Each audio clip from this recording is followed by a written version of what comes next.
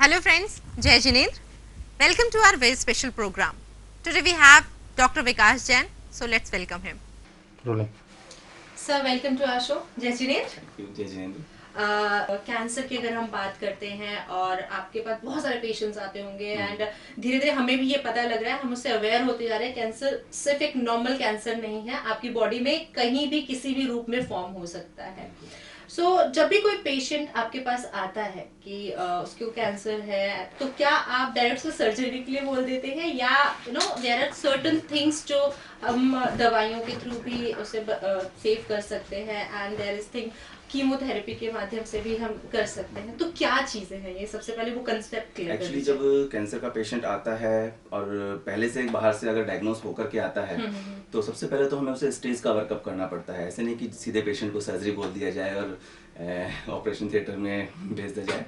उसको स्टेज का वर्कअप करते हैं, स्टेज के हिसाब से ट्रीटमेंट डिसाइड होता है। ज़्यादातर बहुत शुरुआती स्टेज की कैंसर या फर्स्ट और सेकंड स्टेज के कैंसर्स होते हैं, सॉलिड कैंसर्स हैं, वो सर्जरी के माध्यम से ट्रीट हो जाते हैं।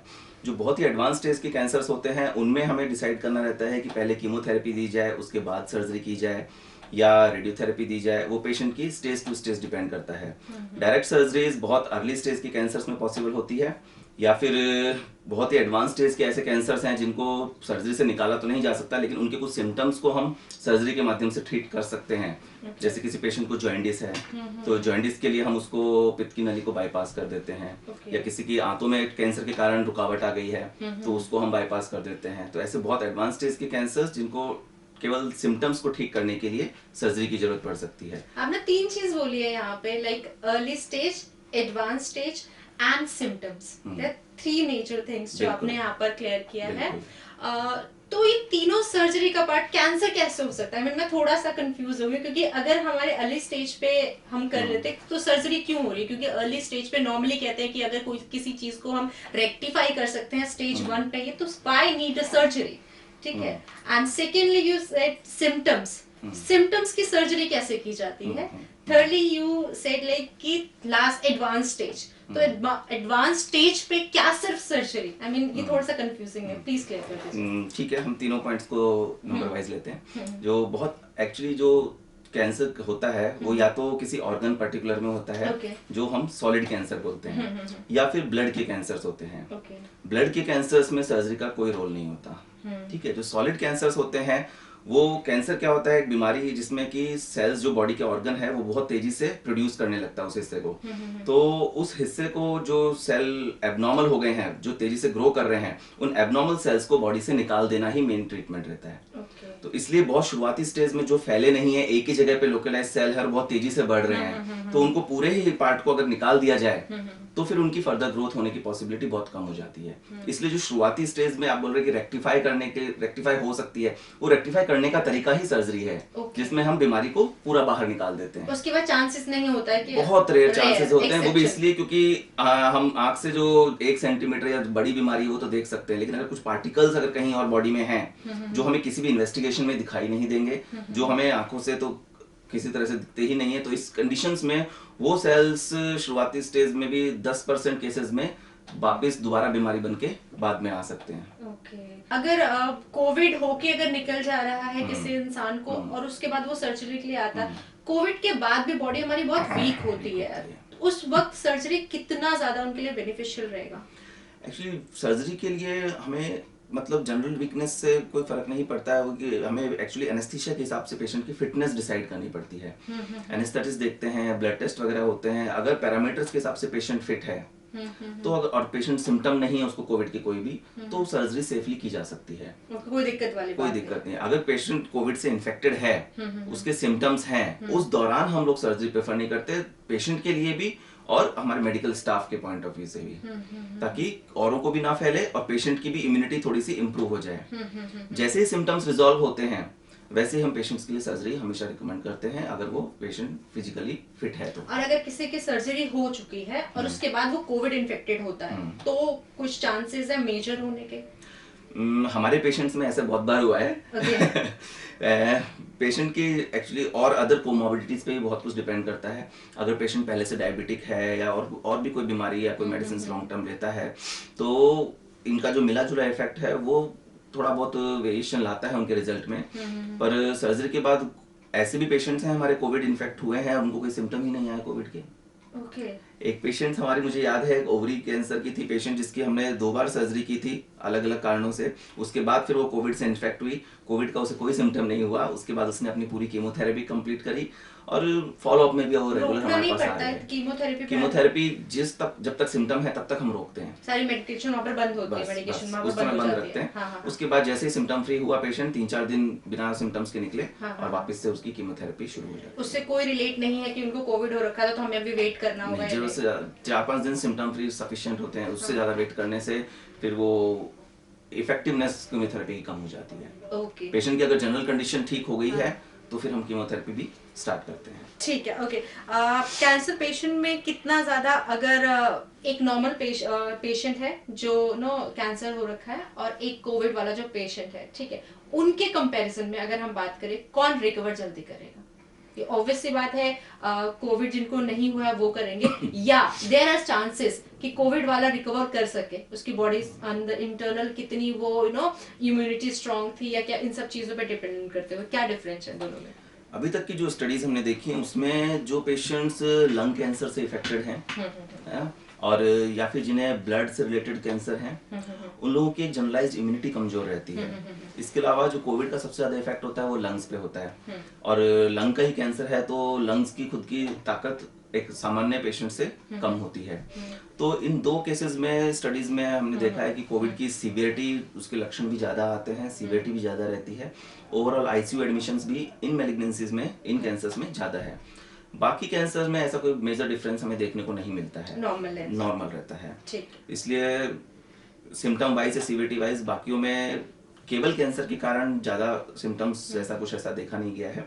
बस ये है कि कैंसर के पेशेंट्स जनरली एडवांस स्टेज में ही आते हैं, एडवांस एज में आते हैं, तो कैंसर के पेशेंट्स की उम्र भी ज्यादा होती है और जनरली अगर कोई कोमोर्बिडिटीज भी उनमें होती है तो वो सब एक एड ऑन होकर के कोविड के इफेक्ट और सीवियरिटी को बढ़ा देते हैं। Okay. As I said my audience कि you are expert in laparoscopy surgery also, so सबसे पहले ये जानना चाहूंगी what all are the benefits and risk factor on that surgery in general? Laparoscopy surgery का सबसे बड़ा फायदा ये रहता है कि बहुत मेजर उसमें कट नहीं लगता, पेशेंट के घाव बहुत जल्दी भरते हैं, अंदर भी साइंटिफिकली भी उसकी रिकवरी बहुत फास्ट होती है। जहाँ एक सर्जरी में हम पेशेंट्स को 5 दिन हॉस्पिटल में रखते हैं, वहीं लैप्रोस्कोपी में हम उसे अगले दिन ही डिस्चार्ज कर देते हैं। तो इकोनॉमिकल भी पेशेंट को फायदा रहता है, फिजिकल रिकवरी भी पेशेंट को फायदेमंद रहती है। तो ये 2 मेजर बेनिफिट रहते हैं। रिस्क फैक्टर इन जनरल तो लैप्रोस्कोपी में कोई एडिशनल नहीं होता है। कुछ सांस की तकलीफ वाले पेशेंट्स में थोड़ी उसको अवॉइड करने की जरूरत पड़ती है किसी किसी में, पर इन जनरल लैप्रोस्कोपी उतनी ही इफेक्टिव है, उतनी ही सेफ है जितनी की ओपन सर्जरीज होती हैं। ओके। तो सीवियरिटी की बात करें, किसी इंसान की सीवियर प्रॉब्लम हो तो उस स्टेज में क्या कुछ प्रॉब्लम होती है? आपने जर्नल बताया है। अगर हम लैप्रोस्कोपी में जनरली हम लोग जब ऑपरेट करते हैं तो एक गैस यूज करते हैं पेट में, वो गैस जो है कार्बन डाइऑक्साइड गैस यूज करते हैं जो बॉडी में एब्जॉर्ब होती है। अगर किसी पेशेंट्स को पहले से ही लंग्स की बीमारी है, जिसे हम सीओपीडी अस्थमा बोलते हैं, तो उनके लंग्स उस गैस को रिटेन करते हैं। तो उस कंडीशन में उनको सांस की कुछ तकलीफें, कुछ परेशानी रह सकती है एनेस्थीसिया के दौरान। आफ्टर सर्जरी लॉन्ग टर्म में अदर कोई और नुकसान, कोई खतरे वाली बात नहीं होती है। बिल्कुल। तो इनके अलावा तो अगर ये इतना ज्यादा कन्वीनियंट है हर चीज की वजह से, तो हम ओपन सर्जरी क्यों प्रेफर करते हैं? बिल्कुल, जनरली आजकल ओपन सर्जरीज हम लोग प्रेफर नहीं करते हैं। जहाँ जहाँ भी पॉसिबल है लैप्रोस्कोपी सर्जरी हम प्रेफर करते हैं, लैप्रोस्कोपी सर्जरी ही उसकी की जाए। तो बॉडी के किसी भी पार्ट में कैंसर हो, उन सभी के लिए ये कैंसर की बात अब करते हैं। पहले अभी तक मैं जनरल बात कर रहा था। कैंसर में बॉडी के किसी भी पार्ट, लैप्रोस्कोपी एक्चुअली लैप्रो का मतलब होता है हमारा पेट, एब्डोमेन वाला पार्ट। तो जो ऑर्गन्स एब्डोमेन के अंदर हैं, पेट के अंदर हैं, उन सब के लिए लैप्रोस्कोपी सर्जरी की जाती है। उसमें भी कैंसर के लिए हम बात करते हैं तो कैंसर में भी कुछ कैंसर जो ऑर्गन की सरफेस पे रहते हैं, स्पेशली जैसे पित्त की थैली का कैंसर या ओवरी का कैंसर या फिर आंतों का कैंसर जो सरफेस पे आ चुका है, उन कैंसर्स में हम लैप्रोस्कोपी को अवॉइड करते हैं। उनमें हम सीधे ही ओपन सर्जरी प्रेफर करते हैं, क्योंकि जो गैस हम कार्बन डाइऑक्साइड जो पेट में यूज करते हैं, उस गैस के प्रेशर से ऐसी संभावना रहती है कि वो सरफेस की कैंसर पूरे पेट में फैलने का डर रहता है। तो ऐसे केसेस में हम लोग हमेशा ओपन सर्जरी सीधे प्रेफर करते हैं। बाकी सब केसेस में, बल्कि पेशेंट्स के लिए मैं ये सलाह करूंगा, अपने डॉक्टर से जब भी बात करें सर्जरी की तो उनसे डिमांड करें लेप्रोस्कोपी सर्जरी की। डॉक्टर्स को खुद को भी पेशेंट्स को कन्विंस करना चाहिए, समझाना चाहिए कि प्रेफर करें laparoscopy surgery. Lack of awareness है, दैट्स व्हाई लोगों को बिल्कुल समझ में नहीं आ सकता आ पाता है। Cancer you head to toe, आपने कहीं के भी पार्ट के कैंसर को रिमूव आउट किए हैं, तो सॉलिड कैंसर जो होता है वो विजिबल भी होता है, बट कई बार हम इसे गार्ड समझ के इग्नोर भी करते थे, बट वो आने वाले टाइम में स्टेजेस में कन्वर्ट हो जाता है। एंड जो कैंसर हमें दिख नहीं पाते हैं, उन कैंसर की बात करें, ये हम कैसे समझ पाएंगे कि कैंसर है, कैंसर किस तरीके से स्टेजेस में कन्वर्ट होता है? चाहूंगी थोड़ा सा आप अवेयर करें। जनरली जो बॉडी के सरफेस पे कोई कैंसर होता है, जैसे किसी के ब्रेस्ट में कैंसर हुआ या स्किन में कोई कैंसर हुआ, वो तो हमें विजिबल हो ही जाता है या फील हो जाता है। जो छुपे हुए कैंसर रहते हैं वो या तो जैसे लंग्स में हुए या पेट के किसी ऑर्गन में हुए। तो हर ऑर्गन का एक फंक्शन होता है और उस फंक्शन में जब भी कोई चेंजेस होता है हमें इग्नोर नहीं करना चाहिए। खांसी है, खांसी अगर 2 सप्ताह 3 सप्ताह के बाद, इतने एडवर्टाइजमेंट्स भी आते हैं कि इतने सप्ताह के बाद खांसी है तो आप उसकी इन्वेस्टिगेशन कराएं। ज़्यादातर ट्यूबरकुलोसिस का डायग्नोसिस लेकर के चलते हैं, पर फिर भी उन केसेस में आधे लंग कैंसर के निकलते हैं। इसी तरह पेट में भी एसिडिटी रहा है, पेट में दर्द रहा है, खाने में किसी की भूख कम हो जाती है बहुत ज़्यादा, या 2-3 महीने में काफ़ी वेट लॉस हो रहा है, तो ऐसी छुपी हुई मैलिग्नेंसी के कारण हो सकते हैं, उनको प्रॉपर इन्वेस्टिगेट कराने की जरूरत है। तो अवेयरनेस बहुत इंपॉर्टेंट रहती है। जनरली हम छोटे छोटे सिम्टम्स को इग्नोर कर देते हैं। पेन हुआ तो पेन किलर ले लेते हैं, अगर कॉन्स्टिपेशन लगातार बनी हुई है तो हम उसके मेडिसिन लेकर के, लैक्सेटिव लेकर के ठीक लेते हैं। उसको फर्दर इन्वेस्टिगेट करने की जरूरत है। रेगुलर मेडिसिन की अगर अपने को जरूरत पड़ रही है किसी चीज के लिए तो उसे फर्दर इन्वेस्टिगेट करना चाहिए कि ऐसा क्यों हो रहा है। तो वो सिम्टम्स हमें ऑर्गन वाइज देखने पड़ते हैं। अगर ब्लड में यूरिन आ रहा है तो किडनी का कैंसर या पेशाब की नली का, पेशाब की थैली का कैंसर हो सकता है। वो सब अवॉइड, भूलना नहीं होगा, तो इग्नोर नहीं करना होता। जहाँ इग्नोर करते हैं वहीं बीमारी मिलती है हमेशा। डे टू डे लाइफ के जो चेंजेस होते हैं उस पर थोड़ा फोकस आउट होना चाहिए, कंसल्ट करना चाहिए। बिल्कुल, नॉर्मल से हटके कुछ भी हो रहा है तो हमें इमीडिएटली कंसल्ट करना चाहिए। सर्जरी के बाद ऐसी कौन सी चीज होती है कि हमें प्रिकॉशन लेनी चाहिए? क्योंकि सर्जरी के बाद लोग सोचते हैं हमारा पार्ट सही हो गया, सपोजिंगली हमें गार्ड के थ्रू कोई कैंसर, हमने मोटा मोटा एग्जांपल लेते हैं, हुआ है एंड वो सर्जरी के थ्रू हमने उसे रिमूव आउट कर दिया है, एंड आफ्टर दैट लोग हमें कैंसर नहीं हो सकता। पहला मिथ ये है। आई थिंक चांसेस हैं दोबारा अगर हमने उसे प्रॉपर्ली नहीं केयर किया तो वो हो सकते हैं। सेकेंडली, किस किस तरीके से हमें प्रिकॉशन लेना चाहिए? आपने मुझसे पहले स्टेज के बारे में क्वेश्चन पूछा था। एक्चुअली जब स्टेज, जनरली कैंसर्स की 4 स्टेजेस होती हैं, तो जो पहली और दूसरी स्टेज की कैंसर्स होते हैं उनमें बीमारी वापस आने के चांसेस 5 to 10% ही होते हैं। तो सबसे पहले तो पेशेंट्स को अपनी स्टेज के बाद में सिर्फ कैंसर के डायग्नोसिस से स्कैर्ड होकर के, घबरा करके नहीं बैठ जाना चाहिए। उनको देखना है कि उनकी स्टेज क्यूरेबल स्टेज में है तो ट्रीटमेंट कराना चाहिए। और सर्जरी के बाद में अगर ट्यूमर पूरा निकल जाता है तो उसके बाद में भी ट्रीटमेंट कंप्लीट हुआ है या उसको फर्दर किसी और ट्रीटमेंट की रिक्वायरमेंट है या नहीं, वो उसकी फर्दर स्टेजिंग पे डिपेंड करती है। जो भी हम सर्जरी करके निकालते हैं वो सारा फिर से लेबोरेटरी में जाता है। उसके बाद उसकी फर्दर माइक्रोस्कोपिक स्टेजिंग डिसाइड होती है, माइक्रोस्कोप में देख करके कि छोटे छोटे कण कहाँ कहाँ गए हुए हैं। अगर पेशेंट की stage organ to organ depend करती है, बढ़ी हुई आती है, एक क्लिनिकल हमने देखा, उसके बाद में अगर फाइनल रिपोर्ट में कुछ बढ़ा हुआ आता है तो उसके हिसाब से फिर हमें उसको बाद में कीमोथेरेपी या रेडिएशन थेरेपी देने की जरूरत पड़ती है। अगर किसी भी ट्रीटमेंट की फर्दर रिक्वायरमेंट नहीं है तो भी पेशेंट्स को हम शुरुआत में अगले 2 साल तक 3-3 महीने में बुलाते हैं चेकअप के लिए, रेगुलर फॉलोअप के लिए। और उसके बाद में फिर ये फ्रीक्वेंसी बढ़ाते बढ़ाते पहले 6-6 महीने में बुलाते हैं, फिर 5 साल कंप्लीट हो जाते हैं तो साल में 1 बार बुलाते हैं। ये फॉलोअप उनको करते रहना चाहिए। जैसे शुगर के पेशेंट शुगर की मेडिसिन के लिए कुछ फॉलोअप जाते हैं, लिखवाते हैं, कभी कोई टेस्ट करवाते हैं, ऐसे ही कैंसर का भी ट्रीटमेंट लॉन्ग टर्म चलता है। एटलीस्ट उसका फॉलोअप लॉन्ग टर्म चलता है, उसको गायब नहीं होना चाहिए बाद में। अपने डॉक्टर के संपर्क में रहे और फॉलोअप में वर्कअप कराता यही तो हम पॉइंट छोड़ देते हैं ना कि हमें लगता है ठीक है बट डॉक्टर हमें बार बार क्यों बुला रहे हैं, पता नहीं क्या करने के लिए बुला रहे हैं, बट वो आई थिंक रूटीन है। इसीलिए बुलाते हैं कि अगर बीमारी दोबारा आई भी है, मान लो किसी पेशेंट में ब्रेस्ट का ही एग्जांपल है, तो ब्रेस्ट कैंसर हमने ऑपरेट करके निकाल दिया, उसका ट्रीटमेंट कंप्लीट हो गया, लेकिन अगर कहीं पे कोई एक छोटी सी गांठ दोबारा बनती है तो इन जनरल पेशेंट इग्नोर कर सकता है, लेकिन अगर वो रेगुलर फॉलोअप में है तो हम उसे टेस्ट करा के उस गांठ को वहीं क्यों ट्रीट कर सकते हैं, इससे पहले कि वो बॉडी में कहीं और फैले। ओके मतलब ये चांसेस है जहां से वो रिमूव आउट हुआ है वहां पर अगर दोबारा कुछ स्टार्ट आउट होता है तो उसे उसी स्टेज पे उसी जगह पे हैंडल किया जा सकता है, बचाएगी स्टेज बढ़े उसकी। तो वो कौन से स्टेज में काउंट होगा, लाइक अगर पहले हमने फोर्थ स्टेज पे आके हमने उसको रिमूव, फोर्थ स्टेज पे ही करते हैं? फोर्थ स्टेज पे नहीं, हम पहली दूसरे पे रिमूव करते हैं। फोर्थ अगर स्टेज किसी को तो पता ही एडवांस नहीं हो लगा गया। तो हाँ पता नहीं लगा तो पहले दूसरी में आई मीन लोग इग्नोर बहुत ज्यादा हाँ। करते हैं, तो फोर्थ स्टेज में चांसेस नहीं होते हैं सर्जरीज के? होते हैं, डिपेंड करता है किस ऑर्गन का ट्यूमर है, किस ऑर्गन का कैंसर है, उसकी क्या नेचर है। बहुत से फोर्थ स्टेज में पेशेंट्स को अगर क्यूरेबल भी नहीं होता है तो उसको हम सिम्टम्स के हिसाब से ट्रीट करना पड़ता है, ओके है ना। और फोर्थ स्टेज में जनरली वो पूरी तरह से क्यूरेबल स्टेज का कैंसर नहीं होता है, पर ऐसे बहुत से केसेस होते बट हैं। आपने हाँ, किए फोर्थ स्टेज में, मैं आपने वही बता रहा सर्जरी हूँ, की मैं वही है। बता रहा हूँ कि जो अभी मैं एग्जांपल ले रहा था, कोविड पेशेंट पॉजिटिव भी आया पेशेंट हाँ, 2 सर्जरीज के बाद भी। हाँ। ऐसे पेशेंट्स हैं वो फोर्थ स्टेज में भी अच्छा रेस्पॉन्स दिखाते हैं। कुछ कैंसर हैं, किडनी का कैंसर है या ओवरी का कैंसर है, उसमें जितनी बीमारी हमें विजिबल होती है वो पूरी की पूरी बीमारी निकाल दी जाती है और बच्ची माइक्रोस्कोपिक डिजीज के लिए कीमोथेरेपी दे देते हैं। तो उसके बाद में उसे फोर्थ स्टेज में भी कंट्रोल किया जा सकता है। ओके बिना सर्जरी के या सर्जरी के बाद? बीमारी निकाली तो सर्जरी करके ही जाती है, हाँ।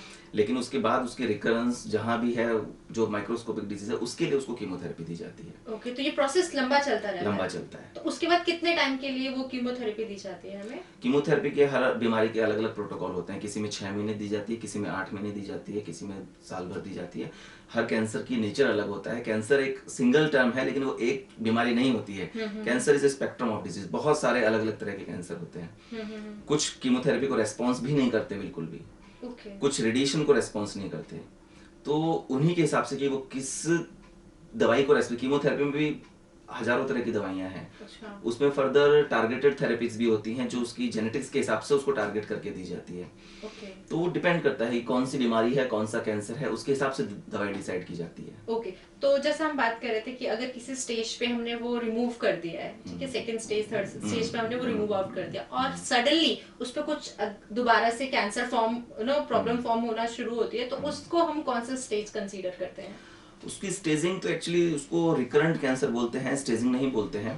अगर बॉडी में वो उसी जगह पे है तो हमें उसे लोको रीजनल रिकरेंस, मतलब जहाँ पे थी वहीं पे रिकरेंस हुई है वो बोलते हैं। और अगर कहीं और होती है तो डिस्टेंट रिकरेंस कहलाती है। मतलब वो अगर डिस्टेंट रिकरेंस है तो उसमें हमारे सर्जिकल का ज्यादा कुछ रोल नहीं रहता है, फिर उसको हम कीमोथेरेपी से मैनेज करते हैं। तो वो दोबारा सर्जरी नहीं होती है वहाँ पे? जनरली नहीं होती है, वो डिपेंड करता है। अगर असेसिबल है सर्जरी के लिए, एक कहीं भी अगर एक जगह लोकलाइज है, माने यहाँ का कैंसर था लेकिन हमें यहाँ पे कोई रिकरेंस आई है और वो उसी जगह पर है और कहीं नहीं है, एक ही जगह, तो उसको सर्जरी करके निकाला जा सकता है। क्योंकि सर्जिकल में ज्यादा चांसेस होते हैं उसको पूरी तरह से निकाले जाने के। कीमोथेरेपी हमारे कंट्रोल में नहीं होती, दवाई कहाँ जा रही है, कितना जा रही है, हमने इंजेक्शन दिया लेकिन वो बॉडी में जाती है कि उस ऑर्गन पे, उस ट्यूमर पे कितना जा रही है, वो हमारे कंट्रोल में नहीं होता। लेकिन सर्जरी तो हमारे कंट्रोल में है कि हमें निकालना है, इतना हिस्सा निकालना है।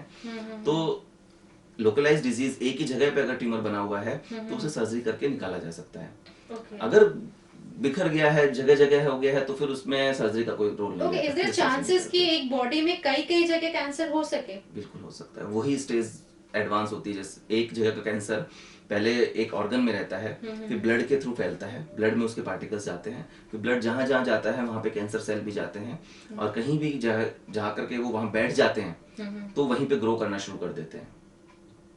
तो एक जगह कैंसर लंग्स में जा सकता है, लिवर में जा सकता है, स्किन में भी जा सकता है, किसी और ऑर्गन में भी जा सकता है। फिर स्किन का हम कैसे ट्रीट करते हैं? मैंने पहले भी एक दो डॉक्टर से जब डिस्कशन किया था, मैंने शूट किया था, तो स्किन के बारे में उन्होंने स्किन कैंसर भी बताया था उन्होंने। तो मैं डेफिनेटली जानना चाहूंगी कि बाकी को हम क्योरेबल हो जाता है जैसे आपने बताया, बट स्किन में अगर स्प्रेड आउट होता है तो उसे हम कैसे, उसे भी कीमोथेरेपी से? आप स्प्रेड आउट की बात कर रहे हैं कि स्किन के कैंसर की बात कर रहे हैं? बोथ, आई मीन अगर स्किन में हुआ तो स्प्रेड आउट ही होगा या पर्टिकुलर एक जगह? स्किन का कैंसर अलग होता है और कहीं और का कैंसर स्किन में है वो अलग होता है। क्या डिफरेंस है दोनों का नेचर अलग होगा। स्किन के कैंसर्स अलग टाइप के रहेंगे, बॉडी में किसी और के कैंसर आए हैं तो फिर उसमें स्किन का कैंसर नहीं कहलाएगा, उसके नेचर अलग होता है। तो जो स्किन का कैंसर होगा वो तो जैसे एक ही जगह पे, यहाँ पे अगर एक काले रंग का चकता बना है, वो तेजी से बढ़ रहा है, या उसमें इचिंग हो रही है, या उसमें ब्लड आने लग गया है, ये सारे सिम्टम स्किन के एक विशेष तरह का कैंसर होता है जिसे हम मेलेनोमा बोलते हैं। तो उसके लिए सर्जरी करके ट्रीटमेंट किया जाता है। अगर वो स्प्रेड हो रहा है तो कितना सर्जरी? अगर वो स्किन पे एक जगह पे है, तो सर्जरी ही उसका ट्रीटमेंट है। लेकिन वो ब्लड के माध्यम से अगर लीवर में पहुंच गया है या लंग्स में पहुंच गया है, तो फिर उसके लिए हमारे पास कीमोथेरेपी का ऑप्शन रहता है बस। ओके, मतलब chemotherapy is the last thing कि अगर हम सर्जरी नहीं कर सकते तो दैट आल्सो, वो भी केवल उसके सिम्टम्स को कंट्रोल करने के लिए, उसको बेटर फील, उसकी फर्दर और ना फैले उसको कंट्रोल करने के लिए, क्योंकि फिर डिपेंड करता है कैंसर उस कीमोथेरेपी के लिए कितना अच्छा रिस्पॉन्स कर रही है। जनरली हम कीमोथेरेपी करने के बाद कैंसर उसको सर्जरी करने की नौबत आती है, या सर्जरी करने के बाद हमें कीमोथेरेपी करनी पड़ती है? ये भी हर ऑर्गन पे डिपेंड करता है। अगर किसी जगह का ट्यूमर बहुत बड़ा है, हाँ, और उसकी हम सर्जरी करने के साइड इफेक्ट्स अगर हैं और ज़्यादा पॉसिबिलिटीज़ हैं, तो ऐसी कंडीशन में हम कीमोथेरेपी पहले दे करके उस ट्यूमर को छोटा करके। साइड इफेक्ट तो कीमोथेरेपी के भी हैं, दोनों चीज़ों के होते हैं, लेकिन कीमोथेरेपी के जो साइड इफेक्ट हैं वो टाइम के साथ रिकवर होंगे। सर्जरी के साइड इफेक्ट कुछ अलग तरह के होते हैं, ऑर्गन टू ऑर्गन डिपेंड करता है। तो अगर हम उसको सेफली पूरी तरह से निकाल सकते हैं पहली बार में ही, तो हम सर्जरी के लिए प्रेफर करते हैं। अगर हमें लगता है कि अभी निकालने में पेशेंट को डैमेज होने के चांसेस ज्यादा हैं, तो उस कंडीशन में हम कीमोथेरेपी पहले देके ट्यूमर को छोटा करके उसके बाद सर्जरी करते हैं। Okay, it's very vast thing. हमारी लाइफस्टाइल बहुत ज्यादा चेंज हो रही है, बहुत ही ज्यादा। लोग कौन से डायरेक्शन में जा रहे हैं इवन दे डोंट नो। उस सिचुएशन में आजकल जो कैंसर की बीमारी है वो सिर्फ बड़े बूढ़ों की नहीं रह गई है, यू नो। आजकल हम छोटे छोटे बच्चों में भी हमें मिल रही है, दो इट्स रेयर बट हमें मिल रही है, so it's not rare anymore. तो कैसे, क्या सिचुएशन होती है कि बच्चों के अंदर ये चीजें डेवलप हो रही हैं? क्या उनका लाइफस्टाइल ऐसा हो गया है, क्यों ऐसा हो रहा है? अगर हम जेनेटिक की बात ना करें तो नॉर्मल, क्योंकि जेनेटिक है तो कई बार genetic you know it's depend upon that, but normally हम कैसे अपने बच्चों को एक हेल्दी लाइफ दे सकते हैं? बच्चों में एक्चुअली कैंसर रेयर तो नहीं है, क्योंकि जेनेटिक्स के कारण तो बहुत सारे ट्यूमर्स हैं जो न्यूबॉर्न बेबीज में भी कैंसर के साथ ही कई बच्चे पैदा होते हैं। ओके, तो ऐसा तो नहीं है कि ना बच्चों में कैंसर नहीं है, काफ़ी कॉमन है, और उनका ट्रीटमेंट भी अलग होता है। कैंसर किस तरह का कैंसर उस पर डिपेंड करेगा, लेकिन जो लाइफस्टाइल रिलेटेड कैंसर हैं वो बच्चों में नहीं होते हैं। ओके, लाइफस्टाइल रिलेटेड कैंसर नहीं होते हैं, ये भी कोई फॉर्म है क्या कैंसर का? हाँ, जैसे कि हमारी फैट वाली एक्स्ट्रा फैटी डाइट रहती है, उससे हमारे आंतों के कैंसर होने के चांसेस ज़्यादा रहते हैं। वो ओबेसिटी से रिलेटेड काफ़ी सारे कैंसर्स हैं, जो यूट्रस की कैंसर होते हैं, ब्रेस्ट की कैंसर हैं, इस तरह के कैंसर ओबेसिटी से काफ़ी रिलेटेड होते हैं। ऐसा नहीं है कि ओबेसिटी है तो वो कैंसर होगा ही होगा, लेकिन वो कॉमन होता है, क्योंकि हार्मोन रिलेटेड जो कैंसर्स होते हैं वो लाइफस्टाइल से काफ़ी रिलेटेड होते हैं। ठीक है, और यही है, अगर अपनी सेडेंटरी लाइफस्टाइल है, हम लोग बैठे रहते हैं, तो ऑब्वियसली ओबेसिटी बढ़ेगी। इसके अलावा स्मोकिंग, लंग कैंसर है, अपने पेशाब की थैली का कैंसर होता है, ये सारे काफ़ी कॉमन है। जितने भी मुंह के कैंसर हैं, गुटखा तंबाकू से रिलेटेड रहते हैं, ये सब लाइफस्टाइल रिलेटेड कैंसर्स ही हैं। मुंह के कैंसर बहुत कम पेशेंट्स होते हैं, जो ऐसे पेशेंट जिनमें की स्मोकिंग की या टोबैको चिविंग की हिस्ट्री ना हो। ज़्यादातर पेशेंट्स टोबैको चिविंग वाले ही होते हैं जिनमें मुंह के कैंसर्स होते हैं या गले के कैंसर होते हैं। स्मोकर में गले के कैंसर काफ़ी कॉमन है। तो ये सब लाइफस्टाइल रिलेटेड कैंसर्स होते हैं। ओके, अगर हमने यहाँ पर कैंसर की बहुत सारी बातें की है, द थिंग इज कि जब कोई इंसान डायग्नोज होता है कि उसे कैंसर है एंड आप उसे सर्जरी के लिए बोलते हैं, तो अगर वो डरता है तो किस तरीके से क्या चीज आप उन्हें बोलते हैं कि नहीं इट्स ओके, इट्स नॉर्मल? एक होता है सपोर्ट, इट्स वेरी इंपॉर्टेंट, क्योंकि surgery is a thing where people get scared about that. तो इस चीज से जानना चाहूंगी, अपने दर्शकों के लिए पूछना चाहूंगी कि कैसे आप उन्हें मोटिवेट करते हैं या समझाते हैं कि सर्जरी इज गुड, जरूरत होती है। सर्जरी के एक्चुअली हम पेशेंट को सबसे पहले यही समझाना पड़ता है कि पेशेंट की अगर सर्जरी करके ट्रीटमेंट हो रहा है तो इसका मतलब वो क्यूरेबल स्टेज में है। तो सबसे गुडविल, सबसे बढ़िया बात यही है कि अगर सर्जरी रिकमेंडेड है तो इसका मतलब उसका कैंसर ठीक होने की अवस्था में है। तो घबराने से उसका ट्रीटमेंट होगा नहीं, बीमारी तो बढ़ती है अगर हम ट्रीटमेंट नहीं कराते हैं तो। बहुत से पेशेंट्स नहीं समझ पाते हैं, वो अल्टरनेट थेरेपी पे भी जाते हैं, फिर वो बढ़ी हुई स्टेज के साथ में वापस हमें दिखाई देते हैं। तो सर्जरी के लिए मनाना पेशेंट को बहुत कठिन रहता है, पर जब अपने पास option first stage, second stage का क्योर का, जो कैंसर से क्योर का जो बेनिफिट मिल सकता है वो पेशेंट को अर्ली स्टेज में, वो सर्जरी से ही मिल सकता है। बीमारी पूरी निकाली जा सकती है जब पेशेंट को समझ में आता है कि हाँ वो पूरी तरह से ठीक हो जाएगा। उसकी जो विल पावर जनरेट की जाती है, डॉक्टर्स एक्चुअली ओपीडी में बहुत कम समय पेशेंट के साथ गुजारते हैं, तो डॉक्टर से ज़्यादा फैमिली वालों का रिस्पॉन्सिबिलिटी बनती है उसको ये महसूस कराना कि अर्ली स्टेज का है, ठीक हो जाएगा, ठीक हो जाएगा तो सब कुछ नॉर्मल हो जाएगा, तो वापस अपनी नॉर्मल लाइफस्टाइल पे आ जाएगा, ऐसा लगेगा ही नहीं कि उसे कभी कैंसर हुआ था। तो ये सब चीज़ें हैं, फैमिली का मोटिवेशन रहता है, डॉक्टर्स का अश्योरिटी रहती है कि हाँ वो पूरी तरह से ठीक हो जाएगा, तो सब मिलकर के ही है ना पेशेंट मोटिवेट हो पाता है। डेफिनेटली, यानी कि अगर सर्जरी के लिए कोई रिकमेंड कर रहा है, कोई डॉक्टर आपको बोल रहे हैं सर्जरी कराना, तो इट्स अ गुड थिंग। मतलब आपका कैंसर वो ठीक हो सकता है, इस वजह से आपको बोल रहे हैं, तो घबराने की बात नहीं। जाने से पहले छोटा सा टिप क्या देना चाहेंगे हमारे दर्शकों को? दर्शकों को कैंसर के रिलेटेड तो टिप सबसे ज़्यादा यही है कि कैंसर का डायग्नोसिस यदि है तो अपना टाइम वेस्ट बिल्कुल भी ना करें, इधर उधर घूम घूम के कि हम ऐसा करा लें वैसा करा लें, कुछ दवाइयों से काम चल जाए या कुछ हम इधर नीम हकीम की गोली से काम चल जाए, बहुत सारी अफवाहें भी चलती हैं, उन सब में टाइम वेस्ट ना करें।